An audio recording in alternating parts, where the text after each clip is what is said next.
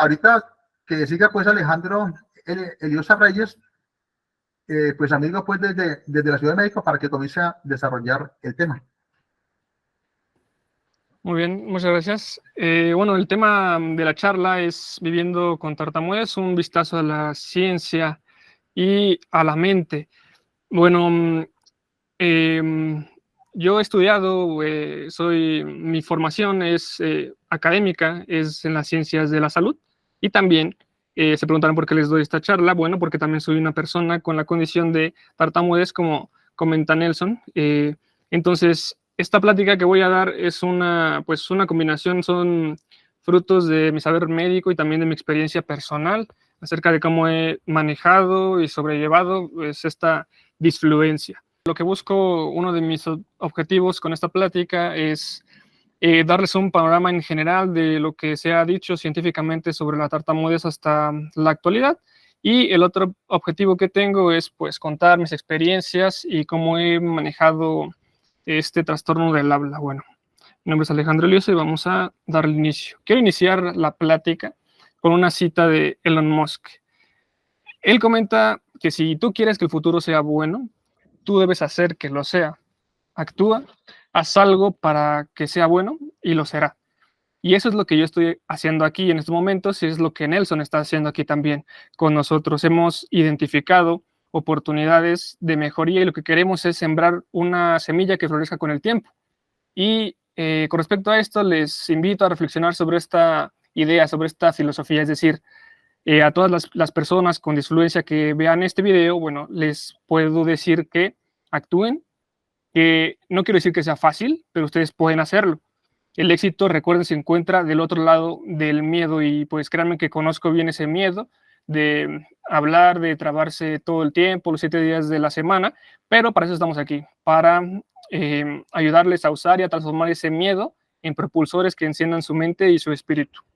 Bueno, vamos a proceder con la definición de la tartamudez. También se conoce como disfemia. No hay como tal una definición universal, no hay como tal una guía internacional para esto, pero voy a usar una definición que se entienda de forma sencilla para todos. Muy bien. La tartamudez es un trastorno de la fluidez del habla. Es un trastorno entonces de la fluidez del habla que incluye la repetición de sílabas, de palabras, de sonidos, la prolongación de sílabas, de palabras, una tensión a nivel de la musculatura, principalmente orofacial, que se asocia a los bloqueos de las personas que tenemos ese trastorno de el habla. Se asocia también a pausas entre palabras o dentro de una misma palabra, y también algunos en su definición incluyen las conductas de evitación, es decir, que una persona con tartamudez que sepa o que sepa que se va a trabar en alguna situación social en específico, las evite. Todo esto forma parte de la definición de tartamudez. Me gusta mucho una frase, una idea que comentó el presidente Adolfo Sánchez, que es el presidente de la Fundación Española de Tartamudez. Él comenta en una de sus entrevistas, él comenta, la tartamudez es miedo, es la angustia anticipativa. Y me gusta mucho esta idea, y para explicar por qué voy a hacer una analogía con una película. La película que elegí para esto es la de Batman, en este caso es la tercera entrega de la saga, y les voy a explicar por qué. Para algunos ya habrán reconocido esta escena, y para los que no, bueno, les comento el contexto. En esta escena, Batman se encuentra prisionero en una cárcel, y para poder escapar de esa cárcel tiene que escalar por una especie de pozo, que es este que se muestra, lo cual pues es relativamente sencillo hasta llegar a la última parte de este pozo, en donde hay 2 peldaños, unas especies de escalones que están separadas por un espacio muy amplio. Entonces esa es la última parte, pero es la parte más difícil de superar de ese pozo. ¿Por qué? Porque el espacio que está entre ellas es muy amplio. Entonces Bruce Wayne, Batman, lo intenta múltiples veces. Cabe mencionar que en estas ocasiones él está sujeto de una cuerda, para que en caso de que no alcance a llegar al otro lado del peldaño pues no caiga al vacío y pues corra peligro su vida, ¿no? Entonces él durante su estancia en la cárcel se fortalece físicamente hasta su 100%, es decir, él alcanza su punto físico máximo, pero aún así no alcanza a llegar al otro lado. Entonces uno de sus compañeros de celda le dice a Bruce Wayne, dice, tú no le temes a la muerte y crees que eso te hace fuerte, pero en realidad te debilita. Porque ¿cómo es que podemos correr más rápido de lo necesario? ¿Cómo es que podemos tener más energía? ¿Cómo es que podemos superar nuestros límites? A través del miedo. Entonces, Bruce Wayne le dice, entonces, ¿qué tengo que hacer? Y su compañero le responde, bueno, tienes que saltar, pero ahora salta sin cuerda. Así volverás a tener y a sentir ese miedo, ¿no? Entonces, Bruce Wayne sube, esta vez sin la cuerda, y empieza a tener miedo, ya que, pues, como no tiene esta cuerda, es una sola oportunidad. Si no logra este salto, pues va a caer al precipicio, ¿no? Y está literalmente en riesgo su vida. Entonces, Bruce Wayne otra vez tiene miedo. Y entonces usa ese miedo de tal forma que hace un salto que le permite alcanzar el otro peldaño y poder escapar de la cárcel. Entonces, ¿qué es lo que les quiero decir con esto? Muchas veces estamos acostumbrados o nos han enseñado o tal vez hemos aprendido que el miedo es algo malo, que el miedo es algo a lo que le tenemos que huir o es algo de lo que si nos encontramos con él tenemos que cambiar la dirección de nuestro camino, pero también podemos utilizar el miedo como una herramienta que nos impulse, utilizar el miedo para salir adelante, como en este caso lo hizo Bruce Wayne, para poder saltar más allá. Y como dice mi amigo Nelson, dice, la única forma de superar el miedo es enfrentarlo, ¿no? Entonces, aquí el presidente Adolfo Sánchez comenta, la tartamudez es miedo. Entonces, ¿qué vamos a hacer con ese miedo? ¿Vamos a desviarlo? No. Vamos a ir sobre ese miedo. Entonces, vamos a enfrentar ese miedo, vamos a agarrar el toro por los cuernos y vamos a usar esta emoción de una forma que nos resulte benéfica. Bueno, continuando con la parte teórica del tema, la tartamudez se puede clasificar en tres. La neurogénica, la tartamudez psicógena y la tartamudez del desarrollo. La tartamudez neurogénica es aquella que se desarrolla posterior a una lesión orgánica a nivel del sistema nervioso central.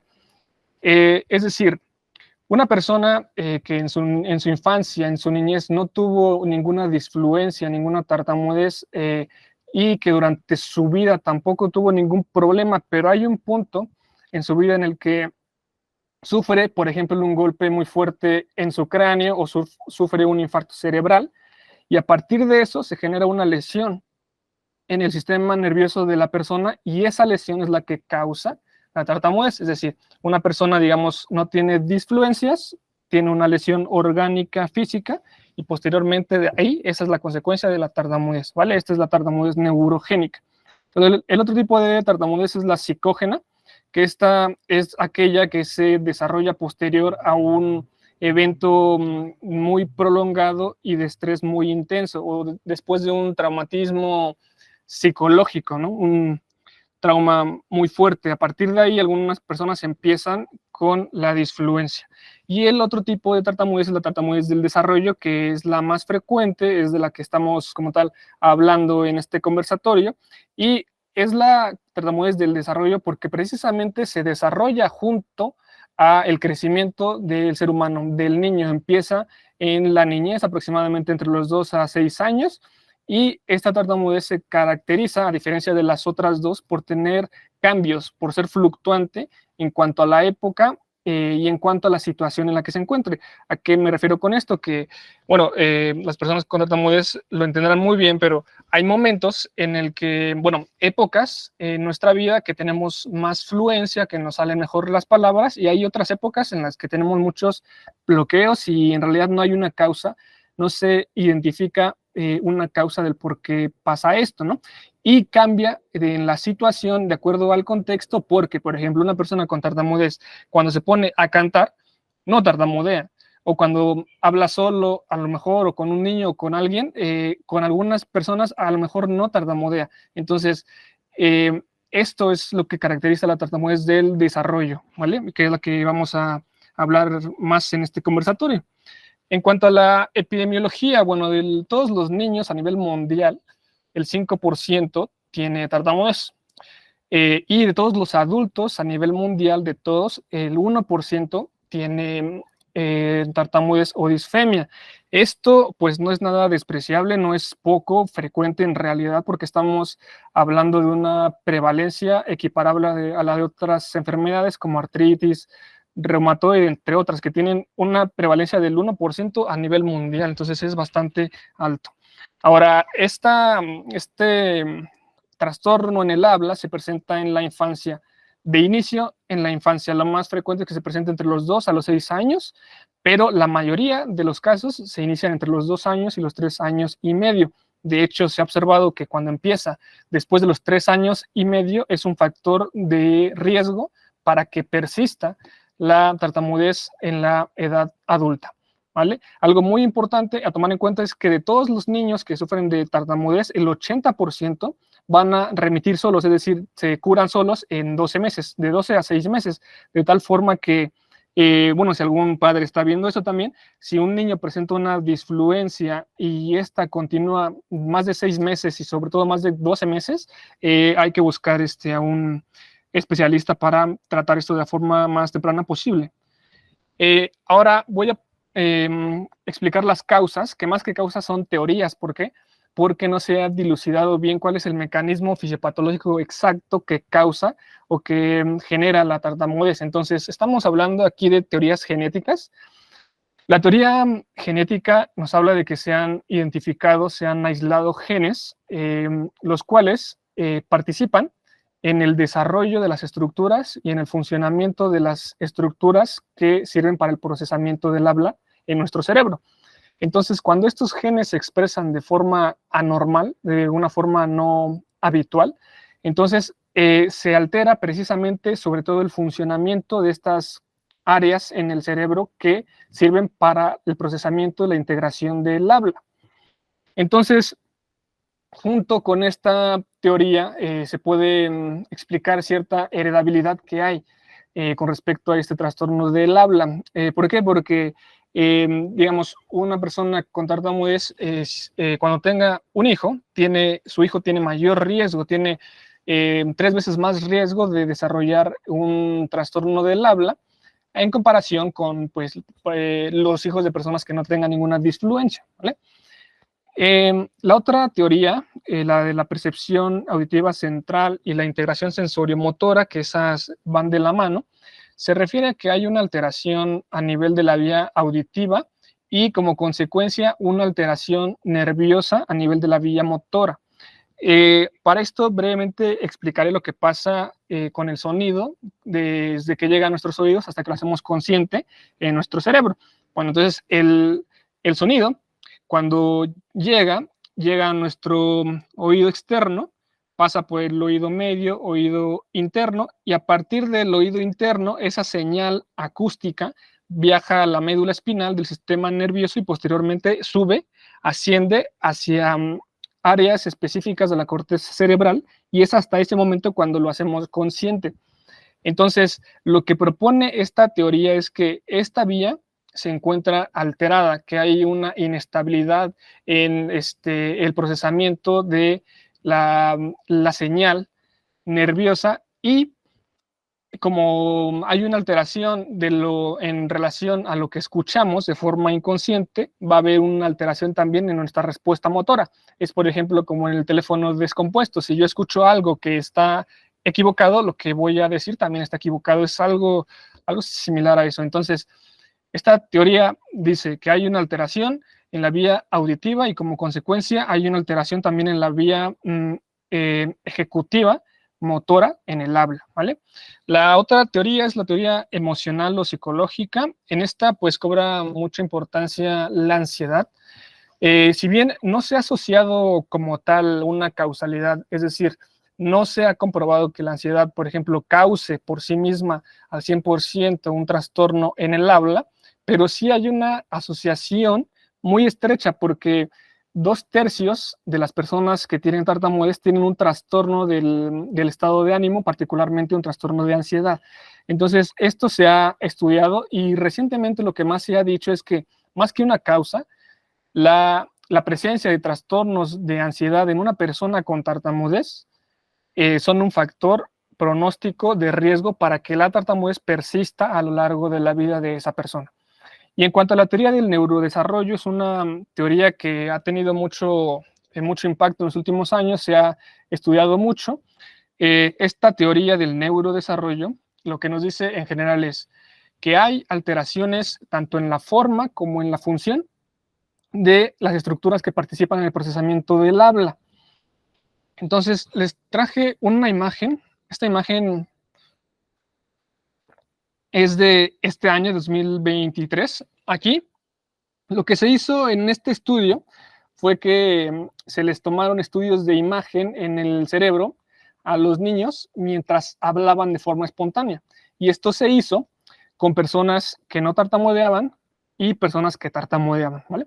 Las personas que no tartamudeaban son los controles, que son todas las imágenes que están en la parte superior, y las personas que tartamudeaban están aquí representados en esta imagen por la parte inferior, ¿vale? Entonces, lo que hicieron fue ver si hay alguna diferencia en la actividad cerebral entre las personas que tartamudean y las que no tartamudean. Entonces, en esta imagen, lo que se observa es que el color amarillo quiere decir actividad, quiere decir que si esa parte del cerebro se pinta de color amarillo, quiere decir que está funcionando. Entonces, mientras más intenso sea el color amarillo y mientras más volumen abarque, quiere decir que hay una mayor actividad y un mayor funcionamiento, ¿no? Entonces, compararon los dos cerebros de los niños y vieron que en las personas con tartamudez hay una disminución en la actividad y en la función en algunas zonas del cerebro, como vemos acá en las imágenes, en la serie de imágenes de la parte de abajo, vemos que hay menos manchitas de color amarillo, son más pequeñas y también son menos intensas que las manchas amarillas que están en la parte superior. Entonces, esto específicamente se vio a nivel de la corteza izquierda frontal, a nivel de la sustancia blanca adyacente, subyacente a la corteza frontal izquierda. También se vio una disminución en el área premotora, también en la unión temporoparietal, en el cerebelo y en los ganglios basales. Todas estas estructuras que mencioné forman parte del procesamiento del habla, desde que se recibe, se integra en nuestro cerebro y se ejecuta la parte motora. Muy bien. Ahora, en cuanto al tratamiento, cabe destacar que el tratamiento debe ser holístico, es decir, integral, y debe centrarse tanto en la experiencia general como en la fluidez del habla. A lo que me refiero con esto es que el tratamiento, por un lado, va a ir enfocado en mejorar la fluidez del habla de esa persona, en que esa persona sea más fluida cuando habla. Pero la otra parte del tratamiento que es súper importante es que se debe de modificar también la percepción que el sujeto tenga de sí mismo y la percepción que el sujeto tenga de su entorno.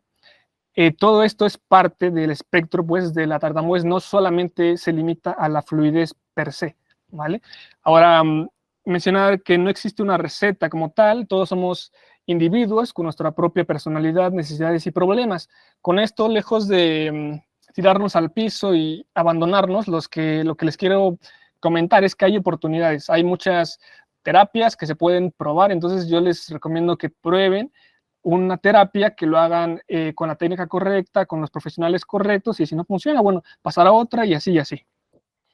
El tratamiento para esta charla lo dividí en 3 partes. Una que se centra en la modificación de la fluidez del habla, otra en la modificación de la percepción, la aceptación y las emociones de esa persona, y otra en la modificación social. En cuanto al primer punto, que es la modificación de la fluidez del habla, hay técnicas de control de la misma. Profundizar en cada una de estas técnicas sale del objetivo de esta charla, sin embargo, comentaré generalidades, características generales de estas técnicas. Por ejemplo, la reducción de la velocidad del habla consiste en precisamente disminuir las revoluciones, disminuir la velocidad con la que la persona con tartamudez está hablando, y eso da un mayor tiempo para el procesamiento para que se integre toda la vía auditiva y motora del habla, y eso mejora la fluidez. El habla rítmica significa hablar precisamente al ritmo que nos marque un aparatito, que es una especie de reloj. Entonces, cada que marque, nosotros tenemos que decir ya sea una sílaba o una palabra, depende cómo sea nuestro programa terapéutico. En cuanto a la facilitación de la coordinación motora oral y el establecimiento de contactos articulatorios leves, esto se refiere a hacer los movimientos musculares y articulatorios lo más lento y marcado posible para mejorar la dicción y aparte darle más tiempo al procesamiento y mejorar nuestra fluidez. El comienzo fácil se refiere a comenzar una palabra o una frase, pero de forma fácil. Es decir, hacerlo al mismo tiempo que expiramos. Entonces, cuando vamos a iniciar una palabra o una frase, primero metemos aire, y cuando expiramos, ahí empezamos a decir esa palabra y es más fácil. La relajación, cualquier técnica de relajación es útil porque contrarresta la alta ansiedad que suelen tener las personas con tartamudez. Ahora, la técnica de disminución de la longitud y la complejidad se basa en que algunos profesionales proponen que parte del origen de la tartamudez puede ser una complejidad lingüística, es decir, que el lenguaje sea complicado. Entonces, basándonos en eso, algunos sugieren que se disminuya la longitud y la complejidad lingüística o semántica de las palabras, y eso puede mejorar la fluencia en las personas. La desensibilización es algo más práctico porque consiste en enfrentar a la persona a un estresor y que en ese momento estimularla para que haga los ejercicios de relajación, ¿vale? El control de la respiración básicamente nos habla de la respiración diafragmática, que es un tipo de respiración más profunda que activa el sistema nervioso parasimpático, es el sistema de relajación de nuestro cuerpo, y pues esto nos pone en un contexto mucho más cómodo para comenzar a hablar.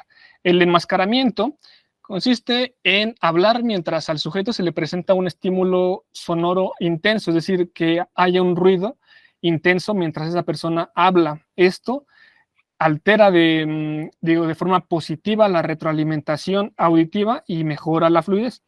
La retroalimentación auditiva retardada, esta es una técnica que hace uso de dispositivos, son dispositivos electrónicos auriculares externos, que lo que hacen es tener un ligero retraso de milisegundos. Entonces, cuando nosotros tenemos este dispositivo, decimos una palabra, decimos hola, el dispositivo se espera milisegundos y repite lo que tú dijiste. Eso altera igual de forma positiva la retroalimentación auditiva y mejora la fluidez. Y la cancelación es que cuando una persona empiece a tartamudear, que lo identifique, que haga una pausa y que empiece otra vez. En cuanto al segundo punto del tratamiento, en cuanto a la modificación de la percepción, la aceptación y las emociones, aquí ha tenido mucha importancia y varios resultados positivos en muchos estudios la terapia cognitivo-conductual, no de forma aislada, pero sí en conjunto con otras ha tenido buenos resultados para esta parte de la terapia. La terapia cognitivo-conductual pues es una rama de la psicología, es un tipo de terapia específica que lo que busca es una reestructuración del pensamiento, una reestructuración cognitiva, es decir, cambiar la forma en la que el sujeto se ve a sí mismo y cambiar la forma en que el sujeto percibe a los demás. La terapia integral se basa en incidir no solo en el sujeto con tartamudez, sino también en su núcleo de familia, el núcleo social, en el caso de que sea un niño, en la parte de la escuela también, y pues idealmente también se incluiría la parte de la sociedad, ¿no? Por último, el programa LeadCom, que este es específicamente para niños en edad preescolar, es un programa que se basa en corrientes conductuales y esta terapia lo que hace es actuar a nivel de los padres de los niños con tartamudez, y lo que hacen es modificar las conductas que los padres tienen en respuesta a la tartamudez del niño. Y entonces esto es una terapia indirecta, pero ha mostrado resultados muy buenos cuando se inicia a edad temprana. También se puede una terapia directa con el niño, pero eso ya depende de la severidad del caso, ¿vale? Ahora, ¿qué les quiero decir a las personas que no tienen tartamudez y que están viendo este video? Para la familia, para la sociedad, lo que les quiero decir sintetizado es lo siguiente, que hay que saber escuchar sin crítica ni juicio. Es decir, darle tiempo a la persona para que hable, hacer como si fueran turnos para hablar. Bueno, yo voy a hablar, ahora me espera que la otra persona hable y termine de hablar. Yo no la voy a interrumpir. Cuando ella termine, está bien. Como dice el presidente Adolfo Sánchez, lo más importante es el contenido, lo que voy a decir, no cuánto tiempo me tardo. Entonces, piensen en eso y denle tiempo a las personas para hablar. No completen sus frases o sus palabras. Yo sé que de buena fe, para tratar de ayudar a las personas, a veces las personas que se encuentran con nosotros ven que nos trabamos en una parte y nos completan una frase, ¿no? Eso, bueno, no digo que hay a quienes les es de ayuda, pero eso la mayoría de las veces, más que ayudarnos, nos estresa más. Entonces, no es recomendable que completen las frases o las palabras de una persona con disfluencia, ¿vale? Para los niños en particular, bueno, para los padres de los niños con disfluencia, hablar a una velocidad reducida tiene muy buenos resultados. Es decir, si los padres o la familia del niño hablan diariamente de forma más lenta, más pausada y más articulada, el niño lo que va a hacer es ajustarse al interlocutor. Entonces, el niño va a ir hablando cada vez más lento, pero con una mejor fluidez. Y esto pues o sea, están tratando al niño sin siquiera abordarlo directamente sobre la tartamudez. Entonces, esto también es muy útil para los padres. Ahora, para todas las edades, traten de evitar poner caras extrañas o mostrar ansiedad o frustración. Nosotros, cuando estamos hablando, las personas con tartamudez, hablamos y a veces nos bloqueamos, o sea, hay un bloqueo, hay una palabra que nos atoramos y entonces inevitablemente la mayoría de las veces vemos las caras de las demás personas y entonces ya se imaginarán pues las caras de frustración o de asombro que pone la gente cuando nos ve y eso pues a cualquier persona obviamente la incomoda y le hace estar más nervioso, ¿no? Entonces, por favor traten de no hacer eso, ¿ok? Algo que quiero hacer mucho hincapié es esto, la tartamudez no afecta la capacidad intelectual, eso desde mi punto de vista, bueno, yo que soy una persona con tartamudez se me hace algo totalmente absurdo que haya gente o que haya esta creencia que exista de que la tartamudez afecta la capacidad intelectual, esto es totalmente falso, ¿vale? Y lo que queremos lograr con esto es que los bloqueos disminuyan porque la persona se sienta aceptada y cómoda, ¿vale? Ahora, la siguiente parte de la charla la voy a enfocar en la mentalidad, en la mente, en el espíritu y en la filosofía de vida que a mí particularmente, dentro de mi experiencia, me ha permitido crecer, mejorar en la parte de la fluidez del habla y en general crecer en mi desarrollo personal, ¿vale? Entonces, en esta diapositiva les coloco una frase que decía mi abuelo, en paz descanse, el mayor Serafín, Hilario Reyes Telles, él nos decía, no dejes que encadenen tu mente ni que aprisionen tu espíritu. Con la mente me refiero a las emociones, a los pensamientos y con el espíritu a nuestra voluntad, ¿vale?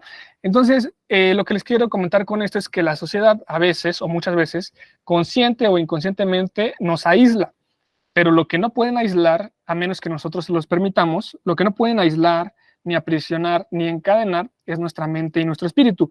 Eso nos corresponde solo a nosotros, solo nosotros tenemos el control de eso. Ahora, imagínense, esto va para las personas que tienen tartamudez, imaginen a cualquier persona de su círculo social, incluso a esa persona que se burla de ustedes o el bravucón de la escuela, a quien quieran, imaginen a esa persona en sus zapatos, ¿vale? ¿Cómo imaginan que esa persona manejaría la disfluencia? ¿Cómo manejaría el estrés? ¿Cómo manejaría la ansiedad? ¿Cómo manejaría la frustración? ¿Cómo manejaría la impotencia? Pues yo creo que pensándolo bien y lo pudiera apostar, pues no duraría ni 5 minutos, ¿no? En nuestros zapatos, ¿vale? Entonces, si es así y nosotros tenemos una fortaleza interna mucho más grande en realidad que las personas que tienen una fluencia normal, me pongo a pensar, si es así, entonces, ¿por qué nos han hecho creer o por qué nos dice la sociedad en general que somos más débiles, que somos ansiosos, inferiores, entre otras cosas, cuando es totalmente lo contrario. Es decir, con esto les quiero comentar que desempolven a su gigante espiritual interno, que vean dentro de sí mismos, que noten la grandeza que tienen, la fortaleza que tienen por estar sufriendo día con día y enfrentando su miedo día con día. Que desempolven a su gigante espiritual interior, que le muestren a la gente quiénes son y que no dejen que los encapsulen en algo que no son. Les pongo otro ejemplo para que las personas que no tartamudean tengan en cuenta la magnitud de esto. Es como que cuando una persona que tiene miedo a las tarántulas, que se le enseñe una tarántula todos los días y tiene que tocarla, ¿ok? Ahora, imagínense que la tarántula se la tenemos que mostrar cada hora, ¿vale? Y ahora imagínense que la tarántula se la mostramos cada 15 minutos, ¿no? ¿Cómo estaría la mente de esa persona? ¿Cómo lo manejaría? Bueno, pues eso es lo que pasa con nosotros, con las personas con tartamudez. Todo el tiempo estamos luchando contra algo que en realidad tememos, que es pues trabarnos, ¿vale? Y eso pues nos ha generado una fortaleza interna muy poderosa, solo hay que darnos cuenta, ¿vale? En esta otra diapositiva coloco al creador de Facebook que comenta: los grandes éxitos vienen de tener la libertad de fallar. Y esto es algo muy poderoso si lo entendemos, porque tiene que ver en cómo vemos el fracaso nosotros. Es decir, generalmente nosotros o la sociedad, cuando intenta algo y no lo logra, para ellos es un fallo, es fallar, fracasar. Pero, ¿qué pasa con estos personajes?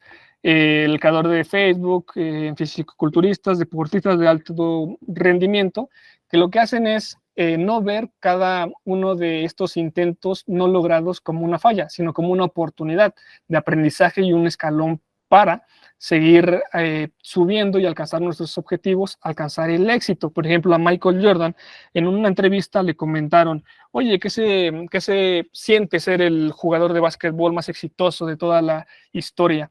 Y él comentó: bueno, es que solo estás viendo la parte positiva, pero para llegar a esto tuve que fallar 9,000 tiros al arco, ¿no? Entonces, cada que falló Michael Jordan una canasta, ¿falló? Pues obviamente no. Lo que hace alguien grande, lo que nos hace grandes también a nosotros, es que fallemos, que lo intentemos, que no lo logremos, pero que no nos quedemos en el piso, sino que lo sigamos intentando. Esa es la única diferencia. Citando otra vez aquí a este fisicoculturista, Arnold, él en una entrevista le comentó a una persona, le dijo que él se había dado cuenta de un fenómeno muy interesante durante su experiencia como fisicoculturista. Arnold comenta que sus compañeros de él en el gimnasio, que hacían las mismas horas de ejercicio con la misma intensidad, no alcanzaban los mismos resultados físicos que Arnold, y Arnold sabía por qué. Con sus palabras, lo que Arnold hacía en cada ocasión que hacía una flexión, él decía que su mente estaba dentro del músculo, es decir, su mente tenía que estar dentro del músculo e imaginar cómo el músculo se rompía y se hipertrofiaba, ¿vale? Mientras que sus compañeros, mientras estaban haciendo flexiones o haciendo pesas, estaban volteando para los lados, estaban distraídos, no estaban concentrados en la experiencia que estaba pasando, ¿ok? Con esto lo que les quiero decir es que aprovechen las experiencias. Es decir, si hay una experiencia positiva, pero sobre todo si tienen una experiencia negativa, úsenla, aprovechenla, aprendan de ella y de ahí partan para la siguiente vez que lo intenten. Por ejemplo, ¿cómo trasladamos esto a nuestro contexto? Bueno, digamos que alguien tiene una exposición para dar en su grupo, ¿vale? Da una exposición, le sale mal, le va mal. La mayoría de gente lo que hace es sepultar esa época de su vida, ese pequeño fragmento, y nunca más volverlo a localizar, pues. Y esto pues es entendible porque es un periodo en donde la persona sufre, es decir, no es algo tan fácil, pues, pero eso es lo que hace la mayoría de las personas. Pero yo les digo, lo que tienen que hacer es, cuando tengan una experiencia en cuanto a la fluidez del habla negativa, tomen después de la experiencia, tomen esa experiencia, pónganla sobre la mesa, analícenla, vean en qué contexto estaban, qué es lo que hicieron bien, qué es lo que hicieron mal, qué es lo que pueden mejorar y háganlo de forma objetiva. Sean muy honestos consigo mismos, pero no se destruyan a ustedes mismos, o sea, sean objetivos, honestos, pero de ahí para adelante, que eso les sirva para partir para la siguiente vez que lo intenten. Aquí les presento en esta diapositiva a David Goggins. Él es un exil de la Marina, formó parte pues, del equipo Rangers de las Fuerzas Especiales de Estados Unidos. David Goggins, si lo vemos, aquí les presento en el centro la imagen de David Goggins a los 20 y tantos años y las imágenes de hace unos años de David Goggins, ¿ok? Si nosotros nos fijamos en David Goggins actual, podríamos pensar que pues era un deportista que era un deportista nato, que sus genes estaban ya prescritos para el éxito físico, pero bueno, ya que vemos el pasado de David Goggins, él era una persona normal, tenía sobrepeso, obesidad, y entonces él hizo un cambio, ¿no? Un cambio, un antes y un después. Este cambio, muchas de las personas pensarán que es un cambio físico, pero esto no es un cambio físico. Lo que le permitió a David Goggins hacer un antes y un después en la historia fue un cambio mental, y eso no lo digo yo, lo dice David Goggins en su mismo libro, se llama No puedes lastimarme. Él hace mucho énfasis en la fortaleza mental, ya que la mente te puede llevar a lugares donde el cuerpo físicamente no puede. David Goggins también pone un ejemplo acerca de cuando hacemos ejercicio con mancuernas o con barra o así, con las manos, pues lo que ocurre es que nos salen callos en nuestras manos, ¿vale? Y esto es un mecanismo de defensa de nuestro cuerpo, es decir, las manos no se destruyen, sino que al contrario, se fortalecen formando callos, lo cual va a permitirnos progresivamente seguir cargando más peso, etcétera. Entonces, con esto nuestro cuerpo se fortalece, y lo que nos invita a hacer David Goggins es formar callos, pero en nuestra mente, callos mentales, para que de esta forma blindemos nuestra mente y seamos mucho más fuertes internamente. Y esto, bueno, es fácil de decirlo, pero en realidad lograrlo sí lleva un proceso, pero deben de iniciarlo y para que vean de lo que estoy hablando. Cuando logramos tener una mente blindada, nos concentramos más en nosotros mismos, vemos más quiénes somos y lo externo empieza a ser eso, algo externo. Entonces, lo externo ya no te importa en realidad, porque sabes que pues, lo externo no puede modificar a lo interno a menos que tú se lo permitas. Entonces, quitarse esa presión externa para las personas con tartamudez es oro molido, porque entonces nos quitamos esa presión social, ese ruido mental, y esto nos pone en un mucho mejor escenario para poder dar un discurso, ¿vale? El mismo David Goggins comenta, no hay un camino fácil, es decir, no vas a pasar de ser una persona con sobrepeso, con obesidad, a ser un deportista de alto rendimiento con un abrir y cerrar de ojos. No, o sea, tienes que trabajar, tienes que invertir horas de trabajo, horas de esfuerzo. Aquí, por ejemplo, David Goggins está corriendo un ultramaratón y no se le ve exactamente feliz, ¿sí? Es decir, está incluso sufriendo, está sufriendo esa experiencia, pero él está aprendiendo de esa experiencia, sabe que no es fácil, pero él está haciendo lo que tiene que hacer para lograr el objetivo que quiere lograr, ¿vale? Y eso aplica para todo. Ahora, al final de esta presentación les quise volver a poner esta imagen porque no quiero que se encasillen con exactamente lo que la ciencia diga en algún momento del tiempo. Es decir, lo que hoy es verdad o lo que hoy es mentira puede que mañana cambie, ¿vale?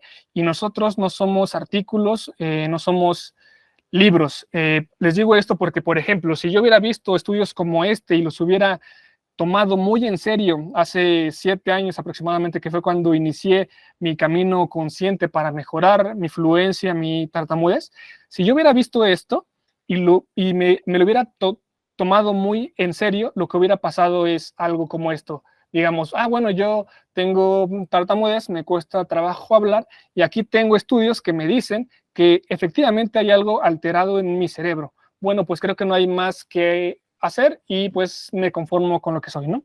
Eso probablemente hubiera pasado y no quiero que les pase a ustedes, solamente les estoy mostrando la evidencia que existe, pero Recuerden, la mente es muy fuerte, es muy poderosa y ustedes, nosotros, no somos libros, no somos artículos, no somos estudios, somos individuos, personas, cada quien es diferente, ¿vale? Entonces, como tal, cada uno los invito a que creen su propia historia. Y para finalizar, como diría Po en la película de Kung Fu Panda, no hay una receta secreta. Para que algo sea especial, basta con creer que es especial. Entonces recuerden, no hay un ingrediente secreto, solo eres tú, en la mente y en el corazón. Muchas gracias.